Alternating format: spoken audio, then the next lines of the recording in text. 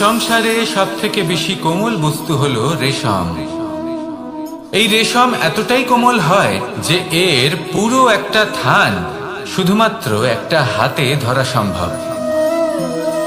কখনো ভেবে দেখেছেন এই রেশম কিভাবে হয়? একটি কীট তার লালার দ্বারা উৎপন্ন হয়। এই কীট সেই রেশমকে পাক দিতে থাকে, পাক দিতেই থাকে আর আস্তে আস্তে তার মধ্যেই জড়িয়ে পড়ে। শেষে ওর এই সুন্দর অমূল্য সৃষ্টি রেশমের এই সুতো তার নির্মাণ কার্য পূর্ণ হয়, কিন্তু তাতেই ও নিজে বন্দী হয়ে যায়। নিজেরই মায়াজালের এই বন্দী গৃহে নিজেই ফেঁসে যায়।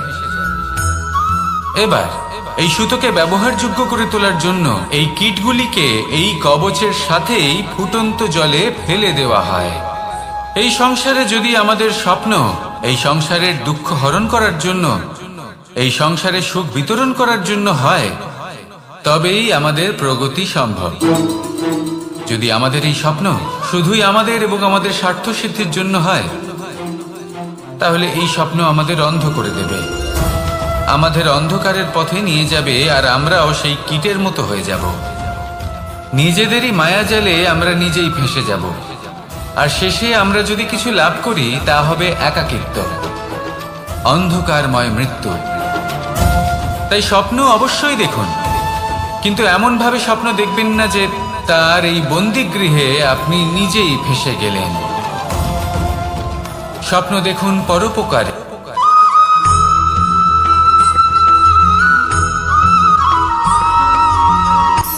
শক্তি শক্তি অর্জন করা এতটা কঠিন নয় যতটা শক্তি লাভ করার পরে সেই শক্তি সামলানো কঠিন হয়। কারণ যেই মানুষ শক্তি লাভ করে তার মনে গর্ববোধ জন্মায়, জন্মায় অহংকার, জন্মায় জেদ। তাই শক্তি প্রাপ্ত করার সাথে বিনম্র থাকাও অত্যন্ত আবশ্যক। আর এটা আমাদের শেখা উচিত বৃক্ষের থেকে।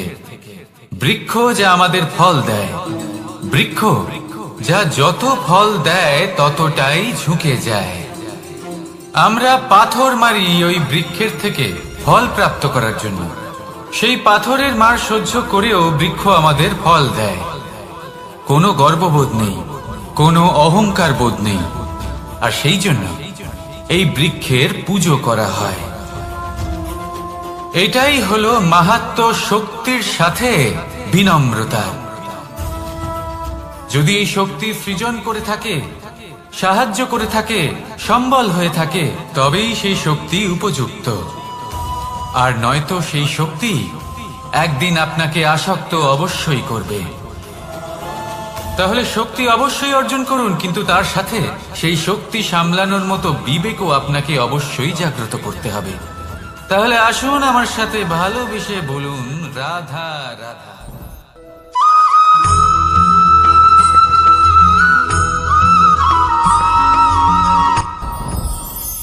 সাথী সাথী এই শব্দটির ব্যাখ্যা কে কিভাবে করে? মিত্র, সখা, বন্ধু। কিন্তু অর্থ একটাই, তিনি যিনি আপনার সঙ্গী হন আর তিনি যার সাথী আপনি হন।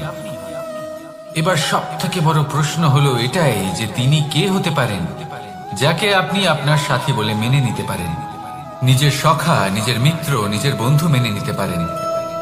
আপনার সাথী হলেন তিনি যিনি দুঃখের সময় আপনার পাশে থাকবেন, আপনার হাত ধরে থাকবেন। আপনার সাথী হলেন তিনি যার হাত আপনি নিজের সুখের দিনে ধরে থাকবেন। সেই সাথীরই হাত ধরুন যিনি দুঃখে সবসময় আপনাকে সাহায্য করার জন্য তৎপর হয়ে থাকেন, আপনার পাশে থাকেন, আর যাকে সুখের দিনে আপনি আপনার সাথে রাখতে পারেন। আর যখন আপনার সাথে আপনার এই সাথী থাকবে তখন আপনি এটা বুঝবেন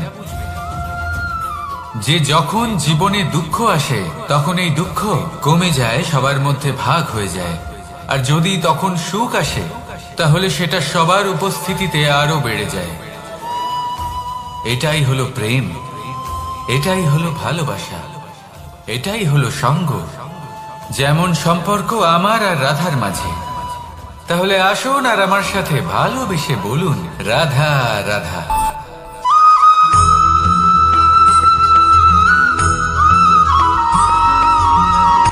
জীবন কিসের উপর নির্ভরশীল?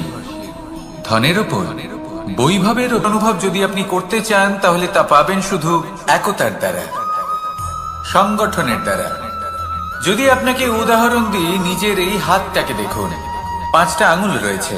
কোনো একটা বস্তুকে নিজের একটা আঙুল দ্বারা তুলে ধরার চেষ্টা করে দেখুন, বড়ই কষ্ট হবে। তখন আপনি বুঝতে পারবেন যখন এই 5টি আঙুল একত্রিত হয় তখন কোনো কাজ কতটা সহজ হতে পারে। এটাই হলো শক্তি, একতার। সব থেকে ভালো উদাহরণ যদি আপনাকে দিই তাহলে বাঁশি। এই বাঁশি থেকে অত্যন্ত মধুর সুর নির্গত হয় যা সবার মন প্রসন্ন করে দেয়। এই কথা সত্যি, কিন্তু এই বাঁশি আমি একটা বা দুটো আঙুল দিয়ে বাজাতে পারবো না। আমাকে প্রত্যেকটা আঙুল ব্যবহার করতেই হবে, তবেই এর থেকে মধুর সুর নির্গত হবে যা সকলকে প্রসন্ন করবে, ঠিক কিনা? ঠিক এইভাবেই যদি আপনি চান যে আপনার জীবনরূপী বাঁশি থেকেও মধুর সুর নির্গত হোক বা সবার মনকে প্রসন্ন করে তুলুক, তাহলে আপনাকেও জীবনে একতা নিয়ে আসতেই হবে। আপনি একাও কর্ম করতে পারেন, পথ চলতেও পারেন, সামনেও এগোতে পারেন, সাফল্যও লাভ করতে পারেন। কিন্তু যখন সকলে একসাথে এগোবেন, সেই পথে চলবেন, সেই কর্মই করবেন, তখন লক্ষ্যে অবশ্যই পৌঁছবেন, সাফল্য অবশ্যই লাভ করবেন। কিন্তু সেই সাফল্য এবং তার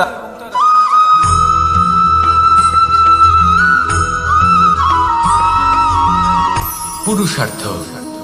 শাস্ত্রে 4 ধরনের পুরুষার্থের কথা বলা হয়েছে। প্রথম হলো ধর্ম। আপনি কি জানেন এই ধর্ম আসলে কি? আপনার কি মনে হয় ধর্ম আসলে কি? কোনো বিশেষ ঈশ্বরকে মানাই কি ধর্ম বলা হয়? নাকি কোনো বিশেষ রীতি পালন করাই হলো ধর্ম? নাকি কোনো বিশেষ সাহিত্যকে সর্বশ্রেষ্ঠ মনে করাই হলো ধর্ম? না, ধর্ম হলো সেটা যাকে ধারণ করা যেতে পারে। আর ধারণ শুধু সেটাই করা যায় যা পবিত্র। পবিত্র শুধু তাকেই বলা হয় যা নিঃস্বার্থ, যার মধ্যে শাসন করার কোনো ইচ্ছে নেই, যা সরলভাবেই প্রবাহমান, জল এবং বায়ুর মতো। যখন কোনো ব্যক্তি ধর্মকে ধারণ করেন এবং সেই ধর্ম সেই ব্যক্তিকে রক্ষা করে, তখন তাকে ধর্ম বলা হয়। ধর্ম যা রক্ষা করে অহংকার থেকে, খারাপ চিন্তার হাত থেকে। সেই জন্য পুরুষার্থ গড়ে তোলার আগে, ধর্ম পালন করার আগে ধর্মের প্রকৃত অর্থ কি সেটা বুঝে নিন। এটা জেনে রাখুন যে সমস্ত ধর্মের আধার, সমস্ত ধর্মের ভিত শুধুমাত্র ভালোবাসা। আসুন আর এই ভালোবাসার সাথেই বলুন রাধা রাধা।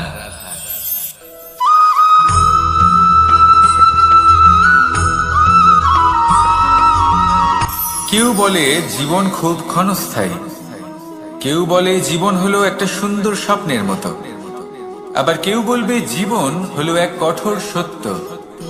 কিন্তু জীবন আসলে কি? জীবন হলো আপনারই প্রতিবিম্ব, একটা দর্পণ। অর্থাৎ আপনি জীবনকে সেইভাবেই পাবেন যেরকম আপনি নিজেকে প্রতিপন্ন করবেন। যদি আপনি দর্পণের দিকে তাকিয়ে হাসেন, তাহলে আপনি সামনে হাসি মুখী দেখতে পাবেন। এবার যদি আপনি গম্ভীর হয়ে থাকেন, তাহলে আপনি একজন রুষ্ট ব্যক্তি দেখতে পাবেন। শেষে সবথেকে বেশি গুরুত্বপূর্ণ হলো আপনার চেষ্টা। আপনাকে সবসময় চেষ্টা করতে হবে যাতে আপনি নিজেকে প্রসন্ন এবং ইতিবাচক মনোভাবে রাখেন। এটা হলো আপনারই উত্তরদায়িত্ব, তাকে পালন করুন। এই মনকে প্রসন্ন রাখুন, এই সংসারকে সুন্দর বলে মনে হবে। আর এই মন প্রসন্ন হয়ে বলবে রাধা রাধা।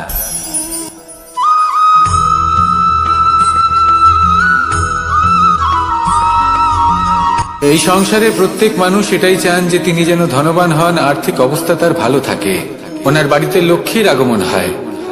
কিন্তু সেটা হবে কি করে, সেটাই হলো প্রশ্ন। কেউ বলেন যে যদি পরিশ্রম করো তাহলে ধন অর্জন সম্ভব, কেউ বলেন যে যদি বিদ্যা লাভ হয় তবেই ধন অর্জন সম্ভব, কেউ বলেন যে যদি বলশালী হও তবেই সম্পন্ন থাকবে। ভালো কথা, যদি তাই হয়ে থাকে, তবে দিনমজুর সারা দিন পরিশ্রম করেন, তিনি কেন ধনী হন না? অনেকজন বিদ্বান মানুষ আছেন এই সংসারে, তারা কেন ধনবান হন না? অনেক সংখ্যক বলশালী ব্যক্তি আছেন, তাদের কাছে ধন নেই কেন? তাদের কেন ধনের অভাব হয়? আবার এমনও কিছু মানুষ আছেন যারা পরিশ্রম করেন, তারা দিনমজুর, কিন্তু তারা ধন অর্জন করতে পারেন। কিছু বিদ্বান ব্যক্তি আছেন যাদের কাছে অধিক মাত্রায় ধন রয়েছে। কয়েকজন বলশালী ব্যক্তি রয়েছেন যাদের কাছে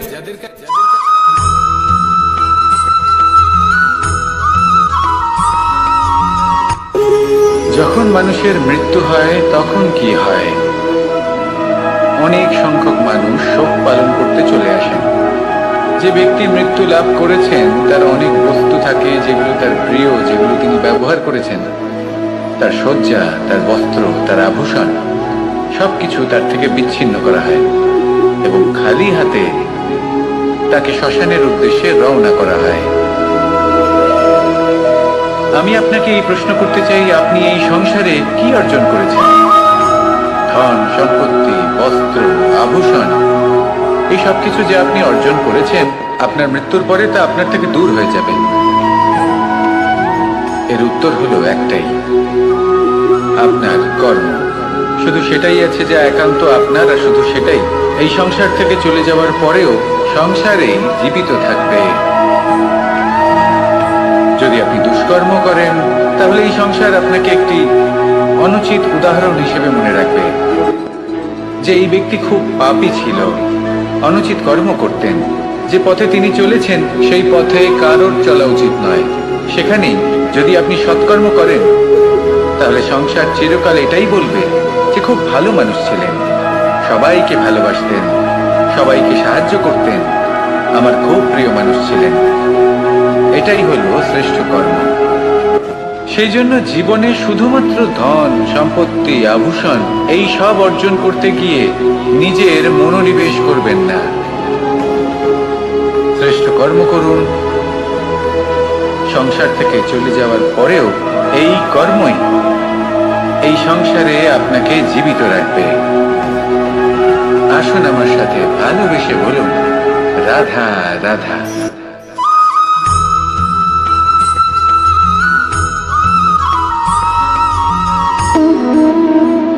সম্পর্ক হলো আমাদের জীবনের একটি আধার।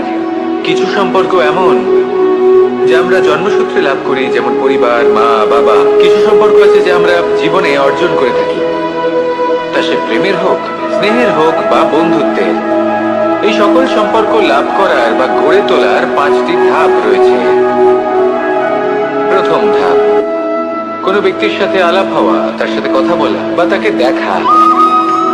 দ্বিতীয় ধাপ, সে ব্যক্তিকে আমাদের ভালো লাগা।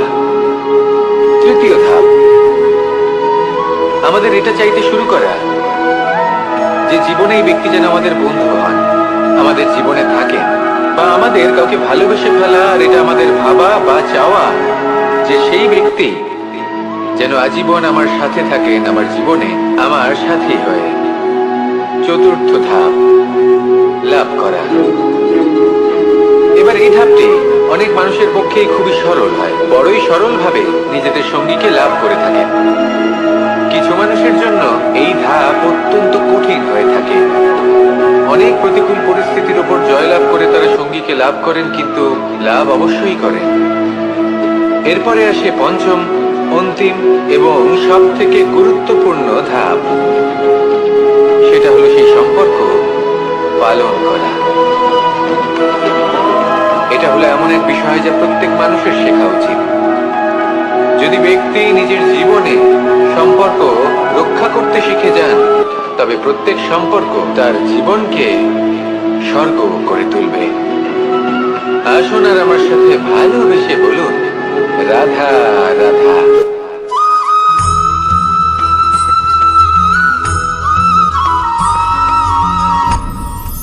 আপনি কি কখনো কোনো জলের ধারা দেখেছেন?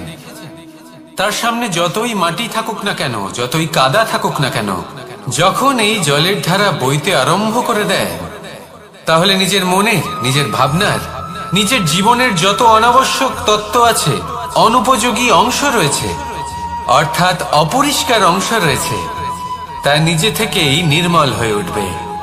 আর যেরকম জলের ধারা কখনো থেমে থাকে না, সব সময় বয়ে চলে, সেইভাবে আপনিও কখনোই থামবেন না, সবসময় বয়ে চলুন, এগোতে থাকুন।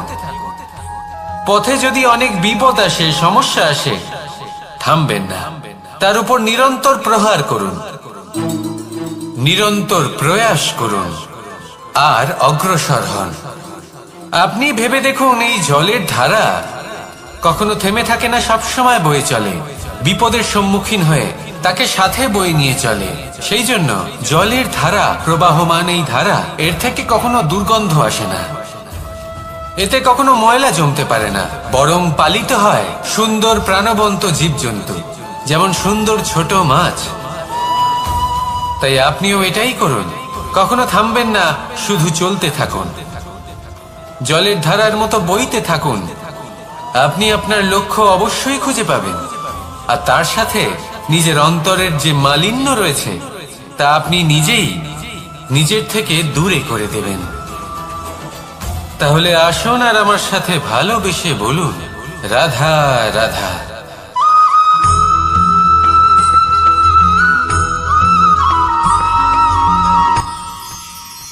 মানুষ তার জীবনে দুই ধরনের পরিস্থিতিকে খুব ভয় পায়।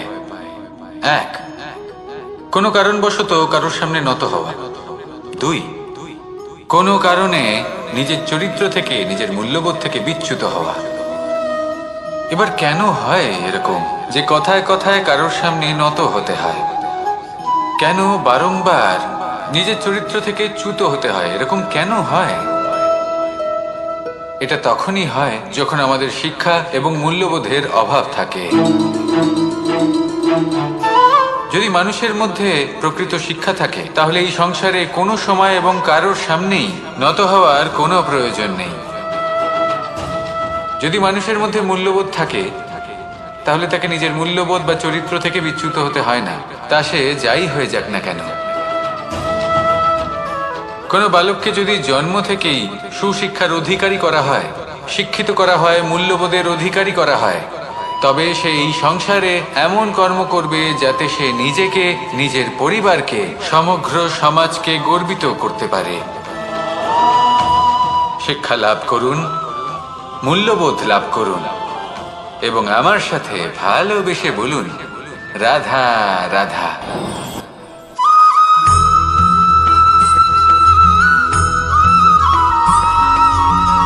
আপনি কখনো কোনো বাজকে নিজের বাসা বানাতে দেখেছেন? এই বাজ যখনই কোনো বাসা বানায়, তখন উঁচু গাছের ডালে বা কোনো পর্বতের শিখরে বাসা বানায়, অনেক উচ্চতায়, আর সেখানে তার সন্তানও জন্মগ্রহণ করে। যখন এই সন্তানেরা জন্মায়, তখন এই বাজ খুবই ভালোবেসে এবং খুব সাবধানে এদের পালন পোষণ করে, নিজের ঠোঁট দিয়ে তাদের ঠোঁটে খাবার পরিবেশন করে। কিন্তু যেই সেই সন্তানেরা হৃষ্টপুষ্ট হয়ে যায় এবং সেই কথা বাজ নিজে বুঝতে পেরে যায়, সেই বাজ নিজেই সেই বাসা ছিন্ন ভিন্ন করে দেয়। সেই সন্তান যাদের সবেমাত্র ডানা গজিয়েছে, কিভাবে উঠতে হয় তারা জানে না, সেই সন্তানগুলিকে উচ্চতা থেকে ঠেলে দেয়। সেই সন্তান প্রথমে ভয়ভীত হয়ে যায়, তারা সামনে মৃত্যুকে দেখতে পেয়ে ভয়ের কারণে তাদের ডানা ঝাপটাতে থাকে, আর সেই প্রক্রিয়াতেই সেই সন্তানগুলি উড়তে শুরু করে দেয়। এবার এই ঘটনায় আমরা কি শিক্ষা পেতে পারি? এটাই, যদি আপনি মাতা পিতা হন, তাহলে নিজের সন্তানকে অবশ্যই স্নেহ করুন, কিন্তু তাদেরকে নিজের আঁচলের তলায় বেঁধে রাখবেন না। যদি আপনি চান আপনার সন্তান জীবনে উন্নতি করুক, তাহলে নিজের মুঠো থেকে তাদের স্বতন্ত্র করে দিন, এই সংসারে সংঘর্ষ করতে দিন। সেই সন্তান নিজেই বুঝতে পারবে যে জন্মের সময় পাওয়া ডানা কি করে ব্যবহার করতে হয়, আর আপনার চোখের সামনে আপনার সন্তান এই আকাশে উড়তে থাকবে। তাহলে আসুন আমার সাথে ভালোবেসে বলুন, রাধা রাধা।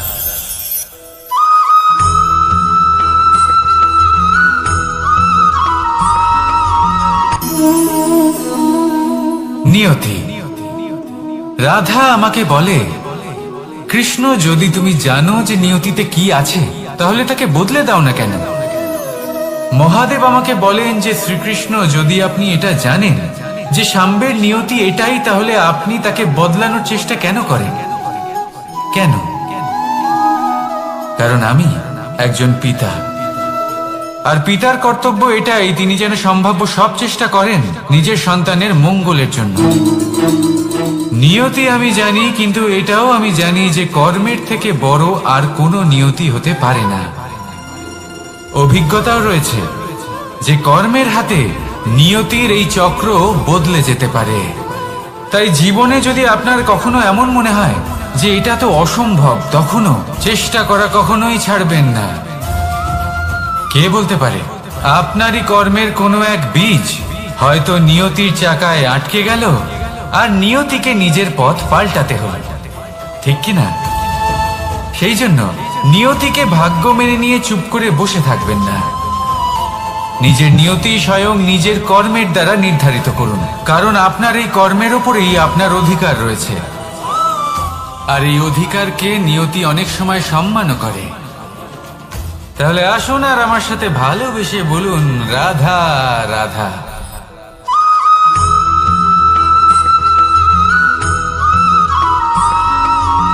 কখনো কখনো আমরা ভাবি যে কোনো ব্যক্তি যিনি ধর্মের পথে চলেছেন, যদি তার দ্বারা কোনো ভুল হয়ে থাকে তাহলে নিয়তি তাকে সেই মুহূর্তেই কঠোর শাস্তি দেন। কিন্তু সেই সব মানুষ যারা সংসারের সব থেকে বড় অধর্মী, বহু নিকৃষ্ট মানের কাজ করেন, তাদের নিয়তি অনেক সুযোগ দেন।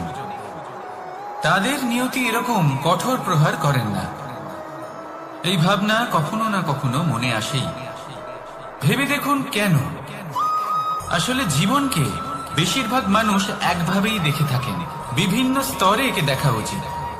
এবার আপনি বলুন, এই সংসারে কোনো অধর্মী কখনো প্রেরণার উৎস হতে পারেন? কখনোই নয়। যে মানুষ নিজের আত্মাকে মলিন করে ফেলেছেন, তিনি এই সংসারকে কিভাবে প্রেরণা যোগাবেন? উনি নিজেই বুঝতে পারেন না কোনটা করা উচিত, ধর্ম কোনটা। তাই নিয়তি তাকে একটা সুযোগ দেন, এটা বোঝার সুযোগ দেন যে কোনটা উচিত, কোনটা ধর্ম। সুযোগ দেন নিজের বিবেক জাগিয়ে তোলার, তাকে সুযোগ দেন নিজের অন্তরাত্মার ডাক শোনার। যখন তাতেও কাজ হয় না, তখন নিয়তির কাছে একটাই পথ বাকি থাকে, আর তা হল মহাবিনাশ। মহাবিনাশ হয়তো দেরিতেই আসতে পারে, কিন্তু তা অবশ্যই আসবে। আর যখন মহাবিনাশ আসে, তখন মহাবিনাশের যন্ত্রণা সমগ্র মানব জীবনের যন্ত্রণার থেকে অনেক বেশি হয়। এই কথাটা সবসময় মনে রাখবেন। আর অন্যদিকে যে মানুষ ধর্মের পথে চলছেন, তার দ্বারা যদি কোনো ভুল হয়ে থাকে, তখন নিয়তি তার পরীক্ষা নেয়। কিছুক্ষণের জন্য মানুষের মনে হতে পারে নিয়তি তাকে কঠোর শাস্তি দিয়েছেন।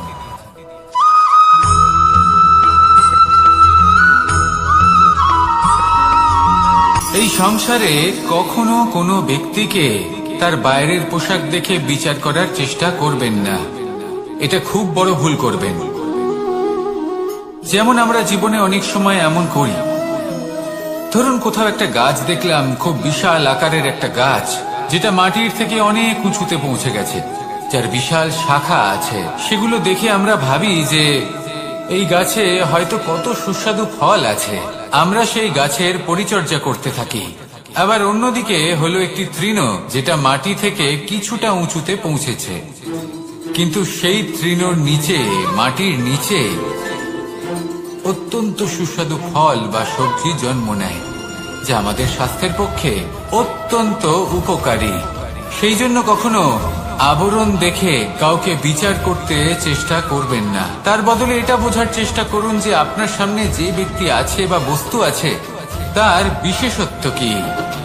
যদি এই বিশেষত্ব বোঝার ক্ষমতা আপনি অর্জন করেন, যদি এই শিল্প আপনি নিজের ভেতরে জাগ্রত করেন, তাহলে এই সংসারে বিশেষত্ব কি সেটা আপনি জানতে পারবেন। আর এই সমস্ত খেলা দৃষ্টি থেকে নয়, দৃষ্টিভঙ্গি থেকে জন্ম নেয়। দৃষ্টিভঙ্গি সবসময় শুভ রাখুন, আর আমার সাথে ভালোবেসে বলুন, রাধা রাধা।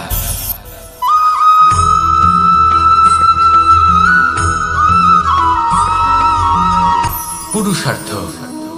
শাস্ত্রে 4 ধরনের পুরুষার্থের কথা বলা হয়েছে। প্রথম হলো ধর্ম, আপনি কি জানেন এই ধর্ম আসলে কি? আপনার কি মনে হয় ধর্ম আসলে কি? কোনো বিশেষ ঈশ্বরকে মানাই কি ধর্ম বলা হয়, নাকি কোনো বিশেষ রীতি পালন করাই হলো ধর্ম, নাকি কোনো বিশেষ সাহিত্যকে সর্বশ্রেষ্ঠ মনে করাই হলো ধর্ম? না, ধর্ম হলো সেটা যাকে ধারণ করা যেতে পারে, আর ধারণ শুধু সেটাই করা যায় যা পবিত্র। পবিত্র শুধু তাকেই বলা হয় যা নিঃস্বার্থ, যার মধ্যে শাসন করার কোনো ইচ্ছে নেই,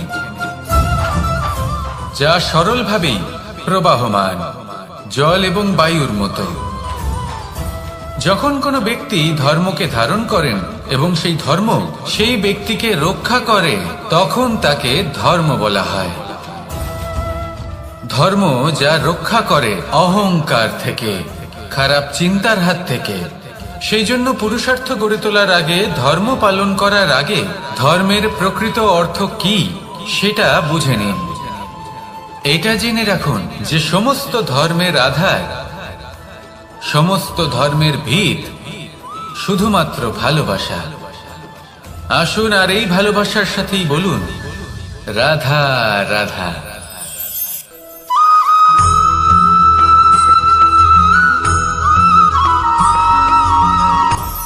আপনি কখনো পর্বতের শিখরে উঠেছেন? আপনি দেখতে পাবেন পর্বতের পদতলে প্রচুর সুন্দর ফুল রয়েছে, সবুজ বনানী রয়েছে। যত আপনি ওপরে উঠতে থাকবেন তত ফুল কমতে থাকবে, সবুজ বনানী কমতে থাকবে। আরো কিছুটা ওপরে উঠলে কাঁটা জাতীয় গাছ দেখতে পাবেন, শুকনো গাছ দেখতে পাবেন। আরো যদি ওপরে ওঠেন তাহলে পাষাণ দেখতে পাবেন। আরো ওপরে উঠলে হিমখণ্ড দেখতে পাবেন। এই যে পর্বত, তা মনুষ্য জীবনের সব থেকে উত্তম উদাহরণ। মানুষ যখন সাফল্যের শিখরে পৌঁছতে চান, মহানুভবতার শিখরে পৌঁছতে চান, পথে যত আস্তে আস্তে উপরে উঠতে থাকেন, ততই ভৌতিক বস্তু তার থেকে বিচ্ছিন্ন হতে থাকে। যদি তিনি সেই ভৌতিক বস্তুগুলি ত্যাগ না করতে পারেন, তাহলে কখনোই সেই স্থানে পৌঁছতে পারবেন না। আর মানুষ যদি উচিত ত্যাগ করতে পারেন, পথে অগ্রসর হতে থাকেন, এগোতে থাকেন, তাহলে একদিন না একদিন তিনি মহানুভবতার, জ্ঞানের, সাফল্যের হিমের স্বাদ অবশ্যই লাভ করবেন। মনে রাখবেন, মানব জীবনের ত্যাগ হলো অত্যন্ত গুরুত্বপূর্ণ অংশ। আসুন আমার সাথে ভালোবেসে বলুন রাধা রাধা।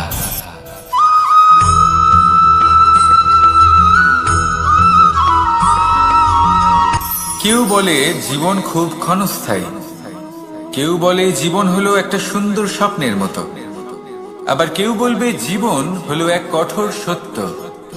কিন্তু জীবন আসলে কি?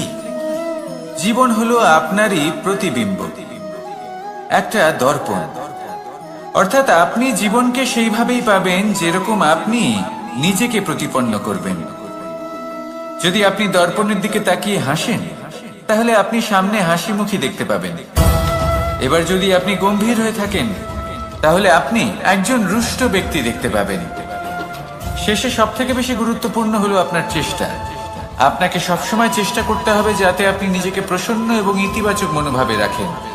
এটা হলো আপনারই উত্তরদায়িত্ব, তাকে পালন করুন। এই মনকে প্রসন্ন রাখুন, এই সংসারকে সুন্দর বলে মনে হবে। আর এই মন প্রসন্ন হয়ে বলবে রাধা রাধা।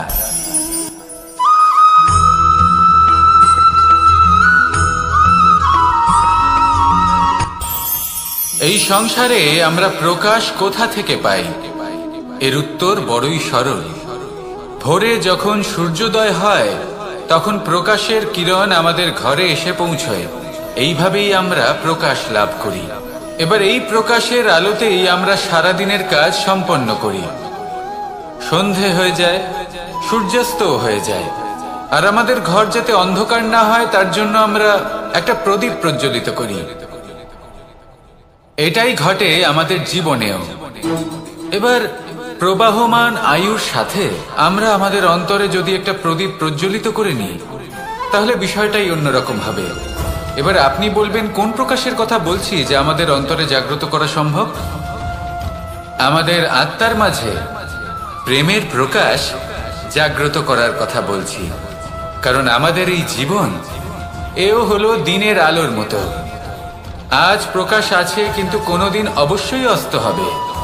কিন্তু অস্ত হবার আগে যদি আমরা আমাদের আত্মার মাঝে প্রেমের এই প্রকাশ উজ্জ্বলিত করে নিই, তাহলে আমাদের সন্ধ্যাকালও আমরা আনন্দে এবং প্রেমে যাপন করব। তাহলে আসুন আর আমার সাথে ভালোবেসে বলুন, রাধা রাধা।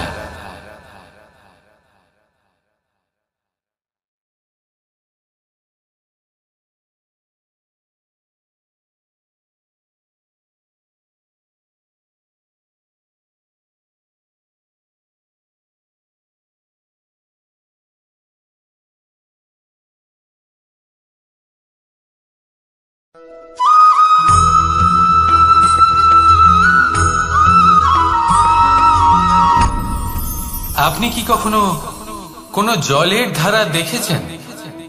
তার সামনে যতই মাটি থাকুক না কেন, যতই কাদা থাকুক না কেন, যখন এই জলের ধারা বইতে আরম্ভ করে দেয়, তাহলে নিজের মনে, নিজের ভাবনার, নিজের জীবনের যত অনাবশ্যক তত্ত্ব আছে, অনুপযোগী অংশ রয়েছে, অর্থাৎ অপরিষ্কার অংশ রয়েছে, তা নিজে থেকেই নির্মল হয়ে উঠবে। আর যেরকম জলের ধারা কখনো থেমে থাকে না, সব সময় বয়ে চলে, সেইভাবে আপনিও কখনোই থামবেন না। সবসময় বয়ে চলুন, এগোতে থাকুন। পথে যদি অনেক বিপদ আসে, সমস্যা আসে, থামবেন না, তার উপর নিরন্তর প্রহার করুন, নিরন্তর প্রয়াস করুন আর অগ্রসর হন। আপনি ভেবে দেখুন, এই জলের ধারা কখনো থেমে থাকে না, সবসময় বয়ে চলে, বিপদের সম্মুখীন হয়ে তাকে সাথে বয়ে নিয়ে চলে। সেই জন্য জলের ধারা, প্রবাহমান এই ধারা, এর থেকে কখনো দুর্গন্ধ আসে না, এতে কখনো ময়লা জমতে পারে না, বরং পালিত হয় সুন্দর প্রাণবন্ত জীবজন্তু, যেমন সুন্দর ছোট মাছ। তাই আপনিও এটাই করুন, কখনো থামবেন না, শুধু চলতে থাকুন, জলের ধারার মতো বইতে থাকুন। আপনি আপনার লক্ষ্য অবশ্যই খুঁজে পাবেন, আর তার সাথে নিজের অন্তরের যে মালিন্য রয়েছে, তা আপনি নিজেই নিজের থেকে দূরে করে দেবেন। তাহলে আসুন আর আমার সাথে ভালোবেসে বলুন, রাধা রাধা।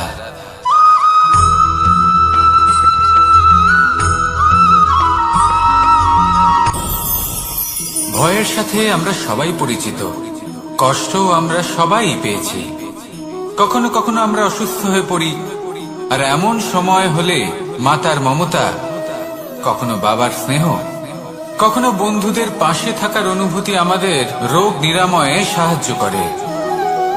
কখনো যদি আমরা নিরাশ হয়ে পড়ি, তখন যদি আমাদের কোনো আপনজন আমাদের দুটো ভালো কথা বলে, তখন আমাদের মনোবল বেড়ে যায়। ঠিক তেমন সংসারের এই রঙ্গমঞ্চে যদি আপনি পীড়িত অনুভব করেন, কিছু শুভ কথা আলোচনা করুন, কিছু স্তুতি গান করুন, কিছু মুহূর্তের জন্য হলেও নিজের ইষ্টদেবের কথা স্মরণ করুন আর প্রার্থনা করুন। সাহস বাড়বে, শক্তিও বৃদ্ধি পাবে এবং সামনে এগিয়ে চলার পথও দেখতে পাবেন। তখন এই মন প্রসন্ন হয়ে বলবে, রাধা রাধা।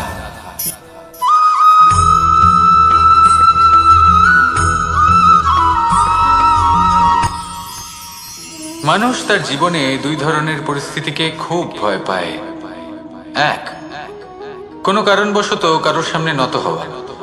দুই, কোনো কারণে নিজের চরিত্র থেকে, নিজের মূল্যবোধ থেকে বিচ্যুত হওয়া। এবার কেন হয় এরকম যে কথায় কথায় কারোর সামনে নত হতে হয়? কেন বারংবার নিজের চরিত্র থেকে চ্যুত হতে হয়? এরকম কেন হয়? এটা তখনই হয় যখন আমাদের শিক্ষা এবং মূল্যবোধের অভাব থাকে। যদি মানুষের মধ্যে প্রকৃত শিক্ষা থাকে, তাহলে এই সংসারে কোনো সময় এবং কারোর সামনেই নত হওয়ার কোনো প্রয়োজন নেই। যদি মানুষের মধ্যে মূল্যবোধ থাকে, তাহলে তাকে নিজের মূল্যবোধ বা চরিত্র থেকে বিচ্যুত হতে হয় না, তা সে যাই হয়ে যাক না কেন। কোনো বালককে যদি জন্ম থেকেই সুশিক্ষার অধিকারী করা হয়, শিক্ষিত করা হয়, মূল্যবোধের অধিকারী করা হয়, তবে সে এই সংসারে এমন কর্ম করবে যাতে সে নিজেকে, নিজের পরিবারকে, সমগ্র সমাজকে গর্বিত করতে পারে। শিক্ষা লাভ করুন, মূল্যবোধ লাভ করুন এবং আমার সাথে ভালোবেসে বলুন, রাধা রাধা।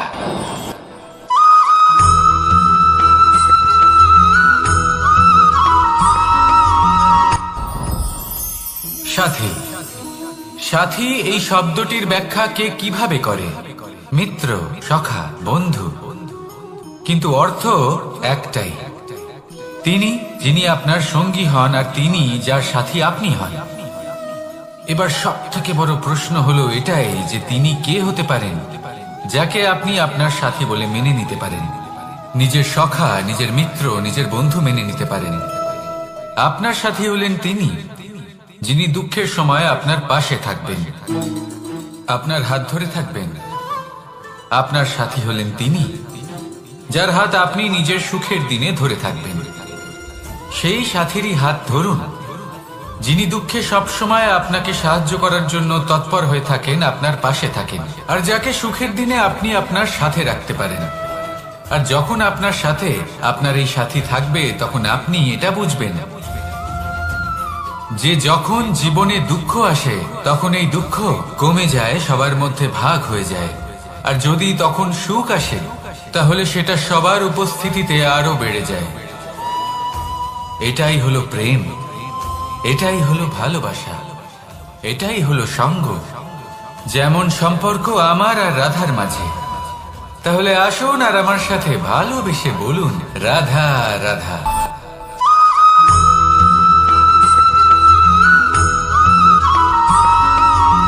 কখনো কখনো আমরা ভাবি যে কোনো ব্যক্তি যিনি ধর্মের পথে চলেছেন, যদি তার দ্বারা কোনো ভুল হয়ে থাকে তাহলে নিয়তি তাকে সেই মুহূর্তেই কঠোর শাস্তি দেন। কিন্তু সেই সব মানুষ যারা সংসারের সব থেকে বড় অধর্মী, বহু নিকৃষ্ট মানের কাজ করেন, তাদের নিয়তি অনেক সুযোগ দেন।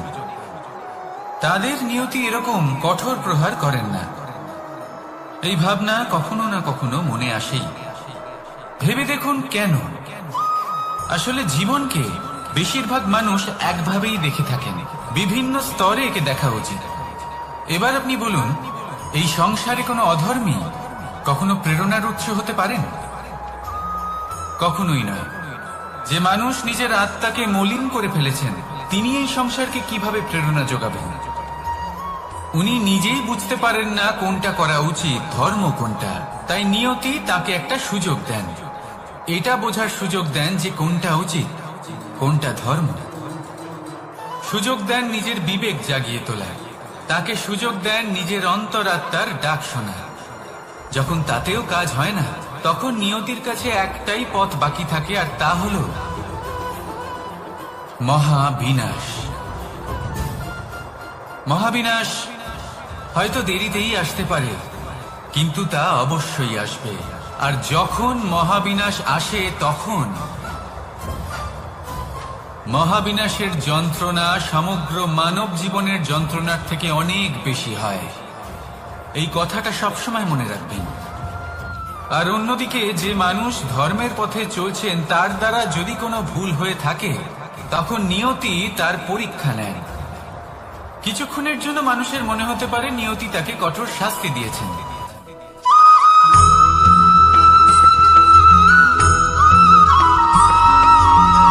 মানুষের মানসিকতা এমন হয় যে সে যতটা করে আশা করে যে তার থেকে অনেক বেশি তার বদলে সে পাবে।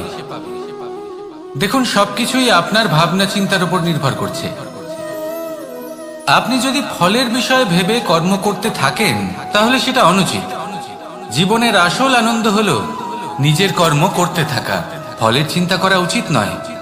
যদি আপনি এরকম ভাবেন যে আমি এতটা করছি, আমার এতটা পাওয়া উচিত, সেই ভাবনা অনুচিত। যদি আপনি সেবার মানসিকতা নিয়ে কর্ম করতে থাকেন, কর্মচক্রে প্রবাহিত হন, যদি আপনি এমন ভাবনা রাখেন যে আমি এতটা পাচ্ছি তাই এর থেকে অনেক বেশি আমি কর্ম করব, তাহলে নিশ্চিত রূপে আপনি যতটা করছেন তার থেকে অনেক বেশি আপনি পাবেন, আপনার আশার থেকে অনেক বেশি আপনি পাবেন। শুধু জীবনে অনেক বেশি কাজ করতে থাকুন, ফলের চিন্তা করবেন না। আর মনে রাখবেন, এই ভাবনাই সব থেকে বড় বীজ। কর্মের উপর বিশ্বাস রাখুন, জীবনে যা যা আপনি চান সবই সুখময় হবে। আসুন আর আমার সাথে ভালোবেসে বলুন, রাধা রাধা।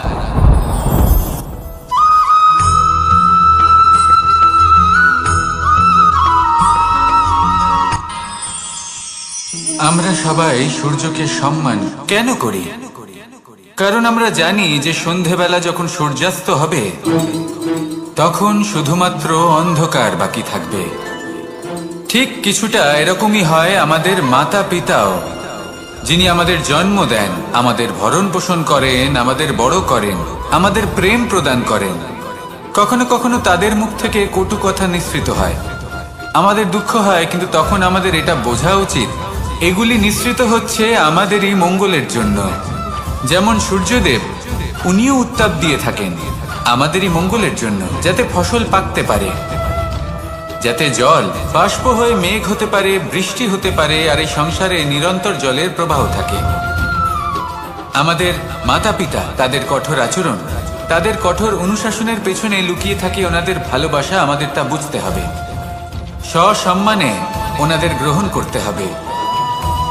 কারণ ঠিক সূর্যাস্তের পরে যেমন চতুর্দিক অন্ধকারচ্ছন্ন হয়ে যায়, তেমনি আমাদের জীবন থেকে যখন আমাদের মাতা পিতা চলে যায় তখন আমাদের জীবনেও শুধু এবং শুধুমাত্র অন্ধকারই ছেয়ে থাকে। সেই জন্য নিজের মাতা পিতাকে সম্মান করুন, ওনাদের ভালোবাসা প্রদান করুন। এই মন আর এই জীবন প্রসন্ন হয়ে বলবে, রাধা রাধা।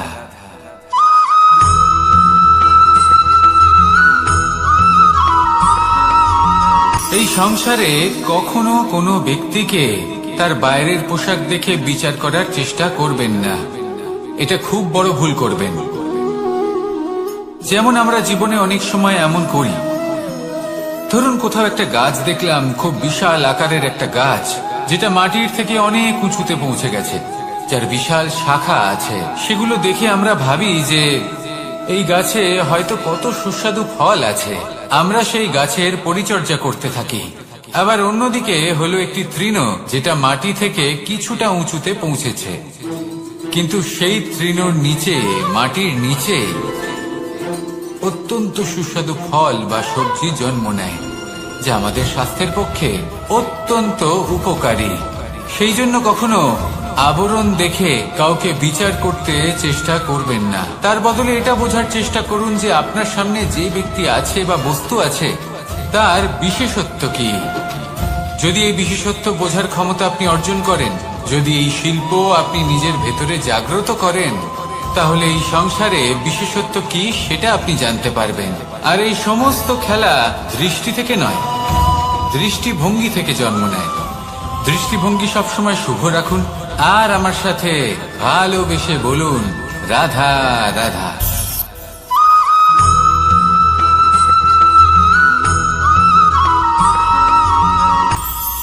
এটা হলো ধান গাছ, এর থেকে যে চাল উৎপন্ন হয় তা মানুষ গ্রহণ করেন। আর এটা কি?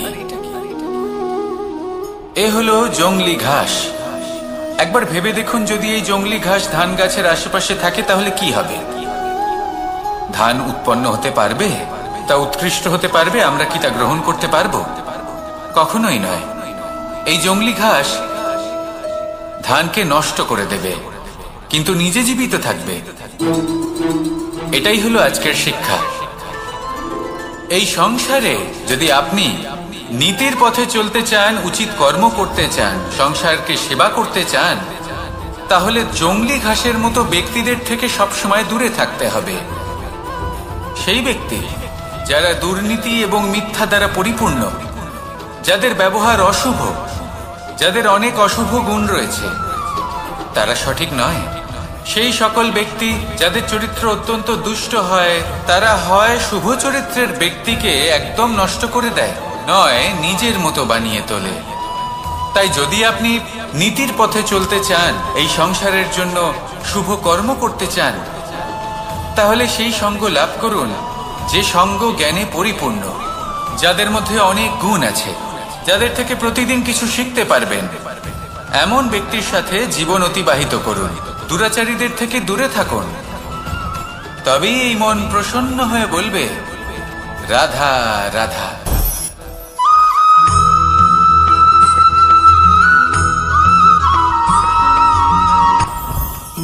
জীবনে কিছু শেখা অত্যন্ত গুরুত্বপূর্ণ।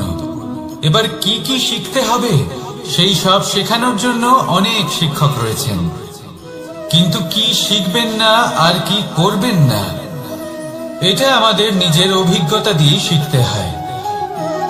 কিন্তু তার মানে এটা নয় যে যদি আপনাকে শিখতে হয় যে আগুনের তাপ কতটা, আপনাকে আগুনের মধ্যে হাত দিতে হবে। না, অন্য কারোর অভিজ্ঞতা দ্বারাও শিখতে পারেন। প্রশ্ন শুধুমাত্র একটাই যে আপনি কি শিখতে চান নাকি চান না। যদি আপনি এটাই ভাবেন যে আমি শুধুই নিজের অভিজ্ঞতা দ্বারাই শিখতে চাই, তাহলে জীবনকাল ছোট মনে হবে, অনেক কিছুই শিখতে পারবেন না। তাই নিজের সাথে সাথে বড়দের অভিজ্ঞতা দ্বারাও শেখা শুরু করে দিন। এই সংসারের অভিজ্ঞতা দ্বারা শিখতে শুরু করে দিন। আর এটা নিশ্চিত রূপে শেখা আবশ্যক যে কখন কি করবেন না, কোথায় থামতে হবে আর কোথায় থামবেন না। তাহলে আসুন আর আমার সাথে ভালোবেসে বলুন রাধা রাধা।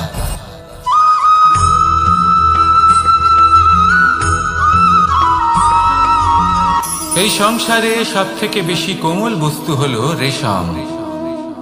এই রেশম এতটাই কোমল হয় যে এর পুরো একটা থান শুধুমাত্র একটা হাতে ধরা সম্ভব। কখনো ভেবে দেখেছেন এই রেশম কিভাবে হয়? একটি কীট তার লালার দ্বারা উৎপন্ন হয়। এই কীট সেই রেশমকে পাক দিতে থাকে, পাক দিতেই থাকে আর আস্তে আস্তে তার মধ্যেই জড়িয়ে পড়ে। শেষে ওর এই সুন্দর অমূল্য সৃষ্টি রেশমের এই সুতো তার নির্মাণ কার্য পূর্ণ হয়, কিন্তু তাতেই ও নিজে বন্দী হয়ে যায়। নিজেরই মায়াজালের এই বন্দী গৃহে নিজেই ফেঁসে যায়। এবার এই সুতোকে ব্যবহারযোগ্য করে তোলার জন্য এই কীটগুলিকে এই কবচের সাথেই ফুটন্ত জলে ফেলে দেওয়া হয়। এই সংসারে যদি আমাদের স্বপ্ন এই সংসারের দুঃখ হরণ করার জন্য, এই সংসারে সুখ বিতরণ করার জন্য হয়, তবেই আমাদের প্রগতি সম্ভব। যদি আমাদের এই স্বপ্ন শুধুই আমাদের এবং আমাদের স্বার্থ সিদ্ধির জন্য হয়, তাহলে এই স্বপ্ন আমাদের অন্ধ করে দেবে, আমাদের অন্ধকারের পথে নিয়ে যাবে, আর আমরাও সেই কীটের মতো হয়ে যাব। নিজেদেরই মায়াজালে আমরা নিজেই ফেঁসে যাব, আর শেষে আমরা যদি কিছু লাভ করি তা হবে একাকিত্ব, অন্ধকারময় মৃত্যু। তাই স্বপ্ন অবশ্যই দেখুন, কিন্তু এমন ভাবে স্বপ্ন দেখবেন না যে তার এই বন্দিগৃহে আপনি নিজেই ফেঁসে গেলেন। স্বপ্ন দেখুন পরোপকারে।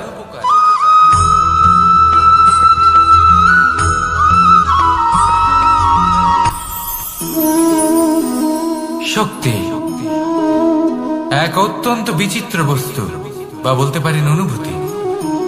পিতা সবসময় চান যেন তিনি তার শক্তি পুত্রকে। আসুন আপনাকে সহজে বোঝাই। যদি আপনি সুপাত্র হন আর আপনাকে শক্তি দেওয়া হয়, তাহলে আপনি সেই শক্তির গুরুত্ব বুঝবেন, কোথায় সেই শক্তি প্রয়োগ করা উচিত সেটা বুঝবেন।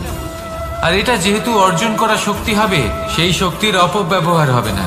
কিন্তু যদি এই আপনি কুপাত্র হন আর যদি আপনাকে এই শক্তি দেওয়া হয়, তাহলে কি হবে? দেখতে গেলে এই শক্তি আপনি দান হিসেবে পেয়েছেন, তাই না আপনি এই শক্তির গুরুত্ব বুঝবেন আর না এর প্রয়োগ আপনি জানবেন। তার অপব্যবহার হওয়া সুনিশ্চিত। তাই যদি আপনি কোনো শক্তি অর্জন করতে চান, তাহলে আগে তার যোগ্য হয়ে উঠুন, পুত্র নয় পাত্র হয়ে উঠুন। আর আমার সাথে ভালোবেসে বলুন রাধা রাধা।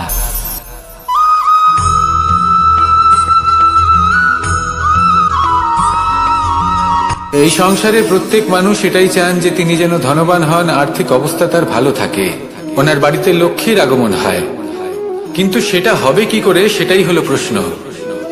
কেউ বলেন যে যদি পরিশ্রম করো তাহলে ধন অর্জন সম্ভব, কেউ বলেন যে যদি বিদ্যা লাভ হয় তবেই ধন অর্জন সম্ভব, কেউ বলেন যে যদি বলশালী হও তবেই সম্পন্ন থাকবে। ভালো কথা, যদি তাই হয়ে থাকে তবে দিনমজুর সারা দিন পরিশ্রম করেন, তিনি কেন ধনী হন না? অনেকজন বিদ্বান মানুষ আছেন এই সংসারে, তারা কেন ধনবান হন না? অনেক সংখ্যক বলশালী ব্যক্তি আছেন, তাদের কাছে ধন নেই কেন? তাদের কেন ধনের অভাব হয়? আবার এমনও কিছু মানুষ আছেন যারা পরিশ্রম করেন, তারা দিনমজুর, কিন্তু তারা ধন অর্জন করতে পারেন।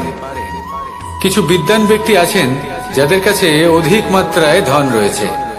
কয়েকজন বলশালী ব্যক্তি রয়েছেন যাদের কাছে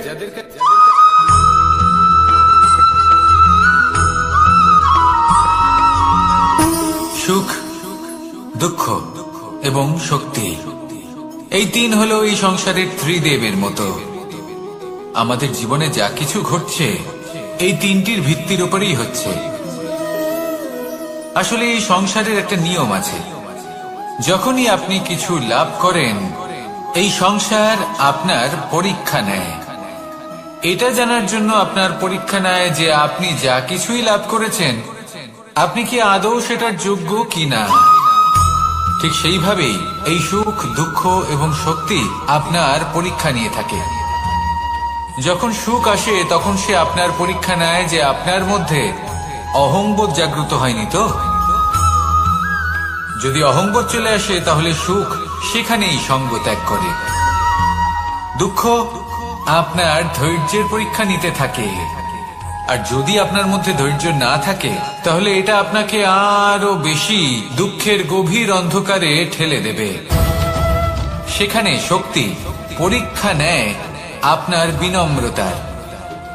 যদি আপনি বিনম্র না হন তাহলে হয় এই শক্তি আপনার সঙ্গ ত্যাগ করবে, নয় এই শক্তি বিনম্রতার অভাবে আপনার পতনের কারণ হতে পারে। এই সংসারে যে কোনো ব্যক্তি যিনি এই পরীক্ষায় উত্তীর্ণ হয়ে থাকেন এই জীবনে তিনি সাফল্য লাভ করেন। আসুন আমার সাথে ভালোবেসে বলুন, রাধা রাধা।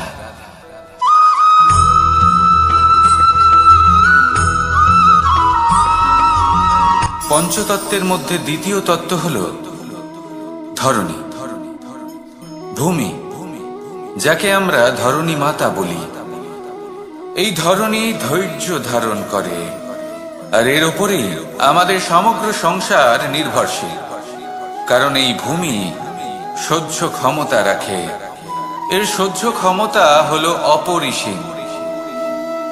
সন্তান যতই আঘাত প্রদান করুক না কেন প্রেম পূর্বক সহ্য করে, আর তার বদলে অমূল্য রত্ন প্রদান করে। সন্তান যদি হাল চালায় তাহলে তার বদলে তাকে অন্ন প্রদান করে। এটাই হলো ধরণী। এবার এর থেকে আমরা কি শিক্ষা পেতে পারি? এটাই যে কারোর জন্য কিছু করা বা কাউকে কিছু দেওয়া মনে কোনো কামনা ছাড়াই। আর এই কথাটা বুঝে যান, যদি কারোর জন্য কামনা না রেখে বা কোনো পাওয়ার আশা না রেখে কারোর জন্য কিছু করেন বা কারোকে কিছু দেন, যদি এটা আপনি শিখতে পারেন তবে আপনি ভালোবাসতে শিখে গেছেন। আর সেই জন্যই এই ধরিত্রীকে মাতা বলা হয়। কারণ মাতা শুধু উনি নন যিনি গর্ভে সন্তানকে ধারণ করেন, মাতা তো উনিও যিনি জীবন বাঁচতে শেখান, যিনি জীবন বাঁচার উদাহরণ প্রদান করেন। তাহলে ধরণীর থেকে এই নিঃস্বার্থ ভাব শিখুন, নিঃস্বার্থ ভালোবাসা শিখুন, আর এই ভালোবাসার সাথেই বলুন, রাধা রাধা।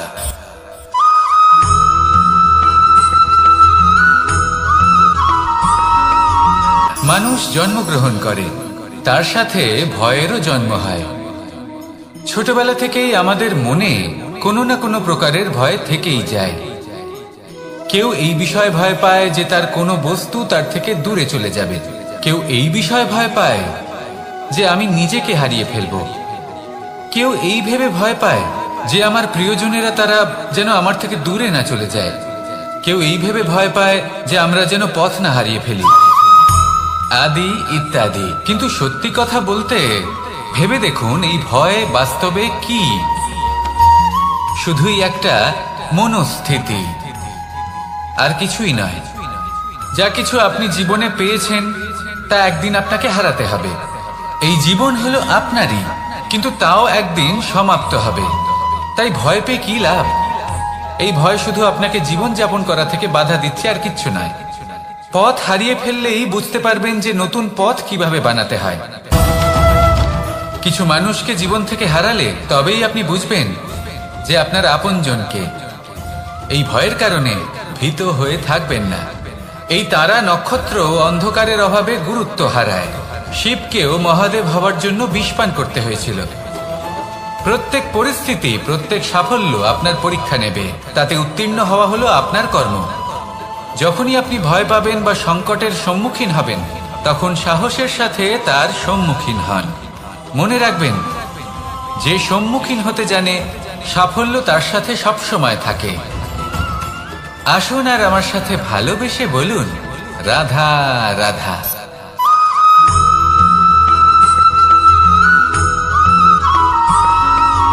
জীবনে অগ্রসর হওয়ার জন্য আমাদের কাকে প্রয়োজন হয়? মাতা পিতা, বন্ধু, প্রেম, সাহায্য, অর্থ, পরিশ্রম, আশা। ভিন্ন ভিন্ন মানুষ ভিন্ন ভিন্ন বিকল্প চয়ন করে। যদি আমি আপনাকে বলি, তাহলে জয় আর পরাজয়ের মন্ত্র দুটো শব্দের উপর নির্ভর করে, মেনে নেওয়া আর দৃঢ় হওয়া। যদি মেনে নেন তাহলে হেরে যাবেন, যদি দৃঢ় হন তাহলে নিশ্চিত রূপে জয়ী হবেন। যদি কখনো আপনি ক্লান্ত হয়ে ওঠেন, আপনি দুঃখী হন, পুরোপুরি ভেঙে পড়েছেন, তখন মেনে নেবেন না যে আপনি ভেঙে পড়েছেন, নয়তো হেরে যাবেন। তখন উল্টে স্থির করবেন যে যাই হয়ে যাক না কেন, আমি জয়ী হবই। আর আপনি দেখবেন যে জয় নিশ্চিত রূপে আপনার কাছেই আসবে। তাহলে এই কথা মনে রাখবেন আর আমার সাথে ভালোবেসে বলবেন, রাধা রাধা।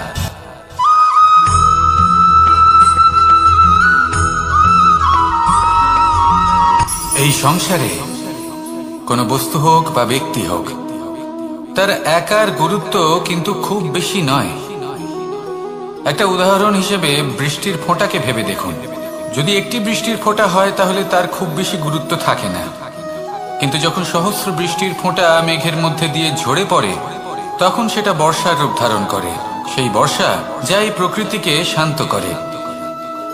সেইভাবেই পাথরের ছোট টুকরো, তার খুব বেশি গুরুত্ব থাকে না, কিন্তু যখন অসংখ্য পাথরের টুকরো একত্রিত হয় তখন তা পর্বতের আকার ধারণ করে।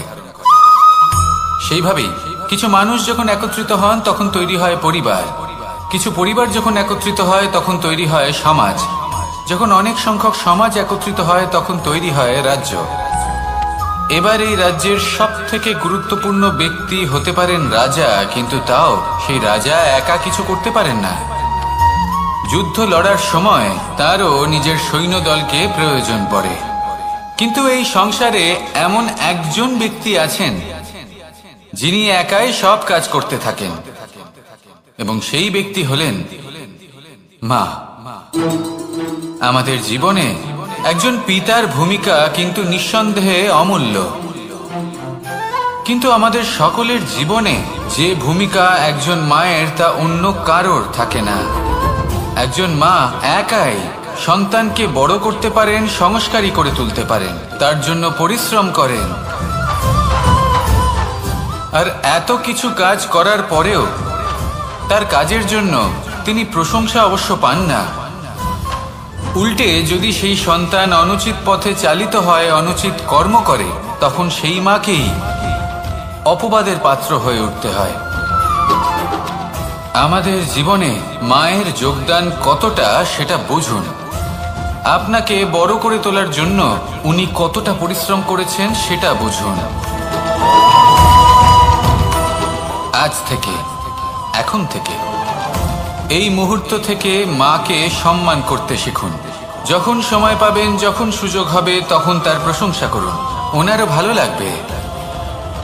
আর মায়ের এই মমতার জন্য, তার এই ভূমিকার জন্য আসুন সবাই মিলে আমরা তাকে প্রণাম করি, আর সকলে মিলে ভালোবেসে বলি, রাধা রাধা।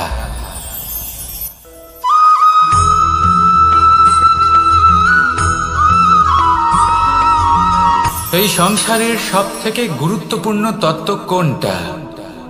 প্রথম হলো সময়। জন্ম থেকে মৃত্যু পর্যন্ত এই যে সময়, এটাই তো হলো জীবন। দ্বিতীয় হলো জীবন, যাতে আমরা সময়ের সদ্ব্যবহার করি, শ্রেষ্ঠ থেকে শ্রেষ্ঠতর কাজ করার চেষ্টা করি, বহু বছরের এই পরম্পরা, এই সংস্কৃতিকে এগিয়ে নিয়ে যাওয়ার চেষ্টা করি, এই সংসারে আমরা অংশগ্রহণ করতে চেষ্টা করি। তৃতীয় হলো ধন, সেই ধন যা প্রত্যেক ব্যক্তি অর্জন করতে চেষ্টা করেন। এবার এই তিনটি তত্ত্বের মধ্যে একটা সামঞ্জস্য আছে, সমান ব্যাপার আছে, সে ধনই হোক বা সময় হোক বা হোক জীবন। আর সেই সমান ব্যাপার হলো যে যদি আপনি এটা গণনা করতে থাকেন তাহলে তা কমতে থাকে, যদি আপনি এটা ব্যবহার করেন তাহলে তা বাড়তে থাকে। একে সংগঠিত করে রাখতে চেষ্টা করলে এ হাত থেকে ফসকে যায়, কিন্তু যদি আপনি একে সামলে রাখতে শিখে যান তাহলে এমন কাজ করবেন যাতে সংসারের সাথে সাথে পরবর্তী প্রজন্ম লাভবান হবে। যদি কিছু শিখতে চান তাহলে সামলাতে শিখুন, গণনা করা বা সংগঠিত করা নয়। আসুন আর আমার সাথে ভালোবেসে বলুন, রাধা রাধা।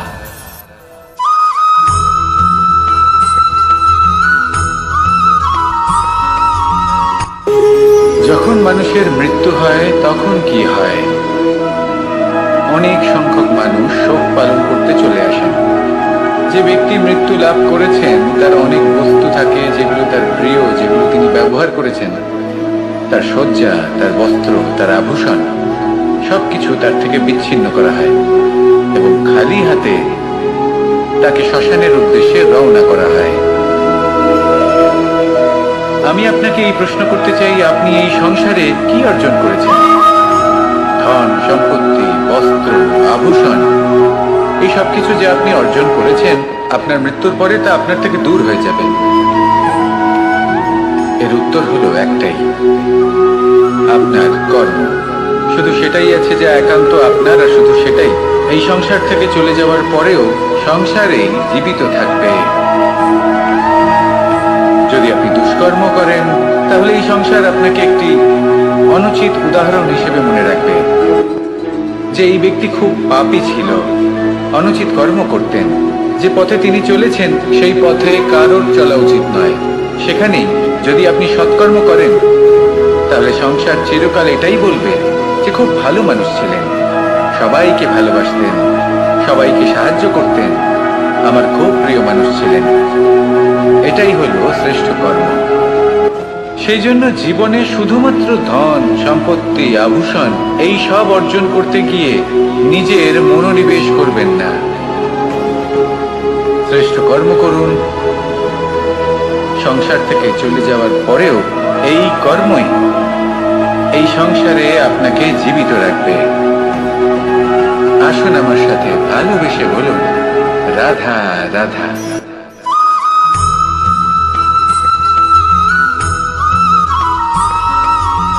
এই সংসারে প্রত্যেক মানুষ এটাই চান যে তিনি যেন ধনবান হন, আর্থিক অবস্থা তার ভালো থাকে, ওনার বাড়িতে লক্ষ্মীর আগমন হয়। কিন্তু সেটা হবে কি করে, সেটাই হলো প্রশ্ন। কেউ বলেন যে যদি পরিশ্রম করো তাহলে ধন অর্জন সম্ভব, কেউ বলেন যে যদি বিদ্যা লাভ হয় তবেই ধন অর্জন সম্ভব, কেউ বলেন যে যদি বলশালী হও তবেই সম্পন্ন থাকবে। ভালো কথা, যদি তাই হয়ে থাকে তবে দিনমজুর সারা দিন পরিশ্রম করেন, তিনি কেন ধনী হন না? অনেকজন বিদ্বান মানুষ আছেন এই সংসারে, তারা কেন ধনবান হন না? অনেক সংখ্যক বলশালী ব্যক্তি আছেন, তাদের কাছে ধন নেই কেন? তাদের কেন ধনের অভাব হয়? আবার এমনও কিছু মানুষ আছেন যারা পরিশ্রম করেন, তারা দিনমজুর, কিন্তু তারা ধন অর্জন করতে পারেন। কিছু বিদ্বান ব্যক্তি আছেন যাদের কাছে অধিক মাত্রায় ধন রয়েছে, কয়েকজন বলশালী ব্যক্তি রয়েছেন যাদের কাছে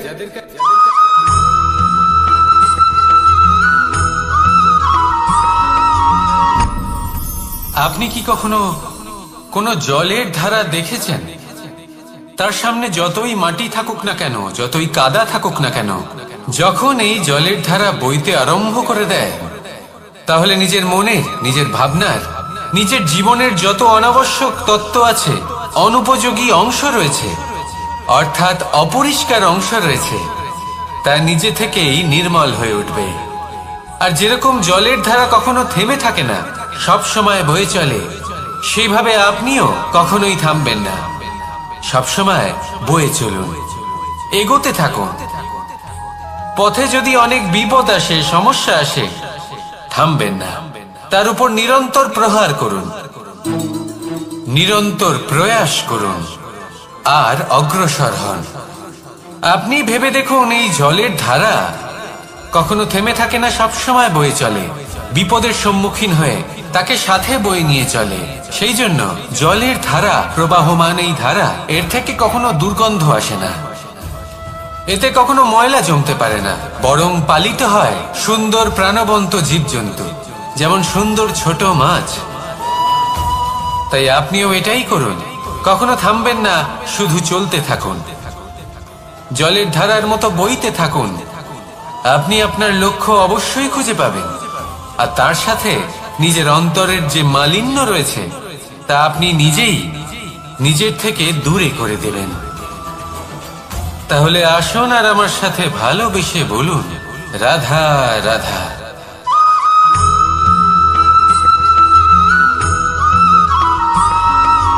ফিরে আসছিলেন এবং তাদের ফেরার পথে হঠাৎ করে কোথাও থেকে একটি বাছুর চলে এলো।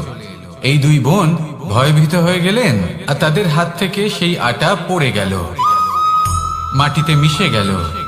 এবার এই পুরো ঘটনাক্রমে যদি কারোর বিন্দুমাত্র লাভ হয়ে থাকে, বিন্দুমাত্র আনন্দ পেয়ে থাকে, তাহলে সে কে?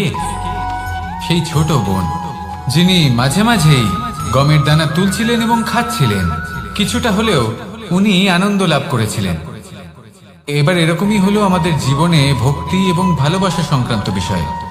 মানুষ নিজের জীবনের দৈনিক কাজে এতটাই ব্যস্ত হয়ে পড়েন, প্রত্যেকদিন শুধু কাজ কাজ কাজ কাজ করতে থাকেন, আর তাতে ভক্তি এবং ভালোবাসার জন্য সময় বার করতেই পারেন না। দেখুন, জীবনে ভক্তি আর প্রেমের এই যে ছোট ছোট মুহূর্ত আছে, এগুলো যদি আপনি যাপন করতে পারেন, তাহলে তাতেই আপনি তৃপ্তি লাভ করবেন। বাকি সবই আপনার ব্যর্থ বলেই মনে হবে। জীবনে যখনই আপনি কোনো কাজ করবেন, ঈশ্বরের প্রতি সমর্পিত হয়ে সেই কাজ করুন।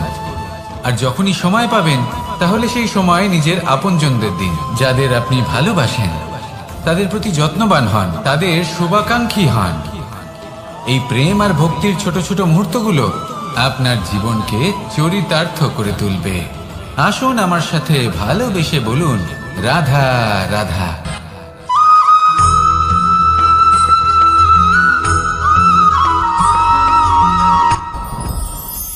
সাথী। সাথী এই শব্দটির ব্যাখ্যা কে কিভাবে করে? মিত্র, সখা, বন্ধু।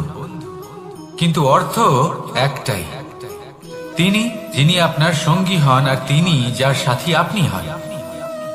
এবার সব থেকে বড় প্রশ্ন হলো এটাই যে তিনি কে হতে পারেন যাকে আপনি আপনার সাথী বলে মেনে নিতে পারেন, নিজের সখা, নিজের মিত্র, নিজের বন্ধু মেনে নিতে পারেন। আপনার সাথী হলেন তিনি যিনি দুঃখের সময় আপনার পাশে থাকবেন, আপনার হাত ধরে থাকবেন। আপনার সাথী হলেন তিনি যার হাত আপনি নিজের সুখের দিনে ধরে থাকবেন। সেই সাথীরই হাত ধরুন যিনি দুঃখে সবসময় আপনাকে সাহায্য করার জন্য তৎপর হয়ে থাকেন, আপনার পাশে থাকেন, আর যাকে সুখের দিনে আপনি আপনার সাথে রাখতে পারেন। আর যখন আপনার সাথে আপনার এই সাথী থাকবে, তখন আপনি এটা বুঝবেন যে যখন জীবনে দুঃখ আসে, তখন এই দুঃখ কমে যায়, সবার মধ্যে ভাগ হয়ে যায়। আর যদি তখন সুখ আসে, তাহলে সেটা সবার উপস্থিতিতে আরো বেড়ে যায়। এটাই হলো প্রেম, এটাই হলো ভালোবাসা, এটাই হলো সঙ্গ, যেমন সম্পর্ক আমার আর রাধার মাঝে। তাহলে আসুন আর আমার সাথে ভালোবেসে বলুন, রাধা রাধা।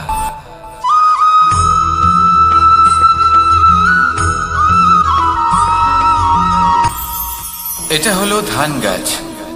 এর থেকে যে চাল উৎপন্ন হয় তা মানুষ গ্রহণ করে। আর এটা কি? এ হলো জংলি ঘাস। একবার ভেবে দেখুন, যদি এই জংলি ঘাস ধান গাছের আশেপাশে থাকে, তাহলে কি হবে? ধান উৎপন্ন হতে পারবে, তা উৎকৃষ্ট হতে পারবে, আমরা কি তা গ্রহণ করতে পারবো? কখনোই নয়। এই জংলি ঘাস ধানকে নষ্ট করে দেবে, কিন্তু নিজে জীবিত থাকবে। এটাই হলো আজকের শিক্ষা। এই সংসারে যদি আপনি নীতির পথে চলতে চান, উচিত কর্ম করতে চান, সংসারকে সেবা করতে চান, তাহলে জংলি ঘাসের মতো ব্যক্তিদের থেকে সবসময় দূরে থাকতে হবে। সেই ব্যক্তি যারা দুর্নীতি এবং মিথ্যা দ্বারা পরিপূর্ণ, যাদের ব্যবহার অশুভ, যাদের অনেক অশুভ গুণ রয়েছে, তারা সঠিক নয়। সেই সকল ব্যক্তি যাদের চরিত্র অত্যন্ত দুষ্ট হয়, তারা হয় শুভ চরিত্রের ব্যক্তিকে একদম নষ্ট করে দেয়, নয় নিজের মতো বানিয়ে তোলে। তাই যদি আপনি নীতির পথে চলতে চান, এই সংসারের জন্য শুভ কর্ম করতে চান, তাহলে সেই সঙ্গ লাভ করুন যে সঙ্গ জ্ঞানে পরিপূর্ণ, যাদের মধ্যে অনেক গুণ আছে, যাদের থেকে প্রতিদিন কিছু শিখতে পারবেন। এমন ব্যক্তির সাথে জীবন অতিবাহিত করুন, দুরাচারীদের থেকে দূরে থাকুন। তবেই এই মন প্রসন্ন হয়ে বলবে, রাধা রাধা।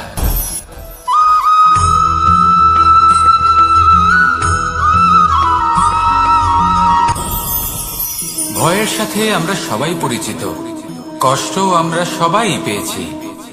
কখনো কখনো আমরা অসুস্থ হয়ে পড়ি, আর এমন সময় হলে মাতার মমতা, কখনো বাবার স্নেহ, কখনো বন্ধুদের পাশে থাকার অনুভূতি আমাদের রোগ নিরাময়ে সাহায্য করে।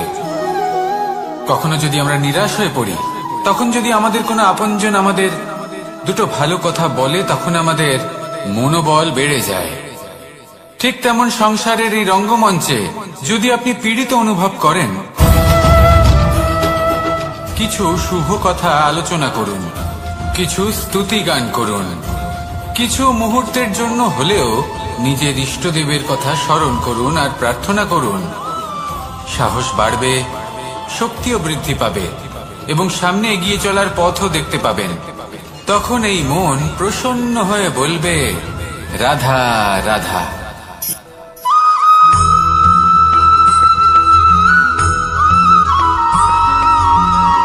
জীবন কিসের উপর নির্ভরশীল?